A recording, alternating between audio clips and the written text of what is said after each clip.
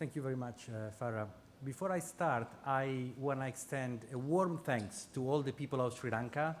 I've spent a week here, it's my first time, and I've been received warmly everywhere I've been, including being fed curry 3 times a day, which was kind of new for me, but thank you.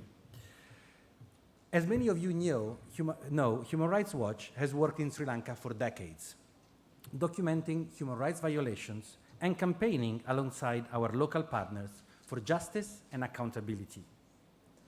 I'm very pleased to be here today at the launch of our new report, Tax Giveaways, Struggling Schools.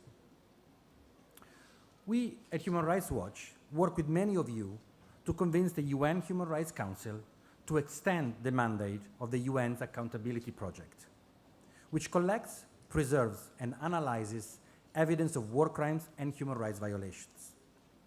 We were pleased to see that last week the mandate was extended for 2 years, and I welcome President Disanayake's decision not to call a vote on the UN resolution. I have just returned from the north after meeting families of victims of abuses and some of our local partners. They continue to demand truth and justice. A UN mechanism alone cannot achieve that. And it is the responsibility of the government to reveal the truth of what happened to the thousands of disappeared and hold perpetrators of these crimes accountable. We call on the government to throw out the legacy of the past, where perpetrators of serious human rights violations were protected, even celebrated, and instead embarked upon a robust accountability process. The state of human rights in the world is dire. Impunity fuels more violations. Double standards in one place weaken human rights everywhere. Russia is committing war crimes on a regular basis in Ukraine. Palestinian civilians have been facing crimes against humanity, war crimes, acts of genocide, and ethnic cleansing by Israeli forces for 2 years. And a fragile truce is now hopefully going to hold. Warring parties in Sudan continue to massacre civilians with impunity. And in Haiti, criminal groups terrorize the whole population. In Asia, the situation in Afghanistan and Myanmar are of particular concern, with conditions unsafe for the return of Afghan and Rohingya refugees, even as host governments say that they are no longer welcome there. But the UN Security Council is failing to act, all too often because a permanent member uses their veto against resolutions aimed at stopping mass atrocities to protect their allies and friends. At the same time, rising human rights violations across Western democracies are alarming. Government repression against the political opposition, civil society, and public protest is rapidly worsening. Rights are under pressure, with speech inciting discrimination and violence against refugees, immigrants, the LGBT community, and other minorities. Attacks on judicial independence, media freedom, and civic space are rampant. Politicians attempt to exploit rising inequality and economic insecurity to drive their anti-rights agenda. Sadly, the United States government is increasingly at the forefront of this movement. These abuses, especially when they occur in some of the richest and most powerful countries in the world, send a signal to other governments that such actions are acceptable, maybe even the new norm. But not everyone is accepting this new norm and buying this propaganda.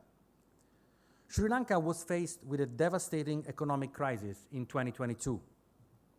People are still feeling the bite of price increases, especially for food and electricity. In part, this crisis was due to the tax policies of previous administrations that starved the government of resources. That, combined with corruption, impunity, a myopic focus on growth that neglects public spending on health, education, and social security, resulted in chronic underfunding of education and other public services. Global tax rules contribute to trapping governments in these failed policies. During the 2022 Arag al-Aya movement, ordinary Sri Lankans made it clear that they would not accept this. The current government has been elected with a clear mandate for a new economic approach that is centered on human rights. Sri Lankans are not alone. People in Nepal, Morocco, Bangladesh, Madagascar, and many other places rose up recently with similar demands. Sri Lanka can become a model for these countries, allocating its resources in a way that guarantees the right to education, health, and social security, rather than a singular focus on macroeconomic growth. Today, the Sri Lankan model is hailed by military strategists in Israel and elsewhere as one in which the enemy is defeated, no matter the cost to the civilian population, in the absolute certainty that a prevailing culture of impunity will prevent any accountability. This model has been clearly applied in Gaza over the last 2 years. The government has a unique opportunity to replace this unlawful and catastrophic model with a new Sri Lankan model, one focused on economic justice and accountability for past and ongoing human rights violations. Sri Lanka's international partners, whether they are governments, UN agencies, or international financial institutions, must support this new model. The Sri Lankans who await news about their loved ones who disappeared during the war and those who are struggling to access their children's education demand it. Thank you.